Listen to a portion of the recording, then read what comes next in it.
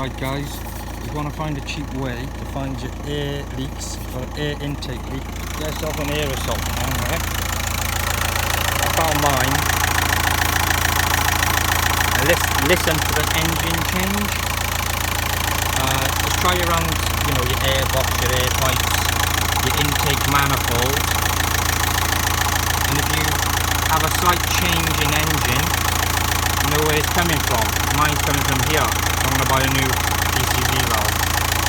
It's built into the rocker cover, so it's a bit more expensive. Good old trusty Lynx cap. Make sure you wipe it down after, and make sure you do when the engine's cold, not hot.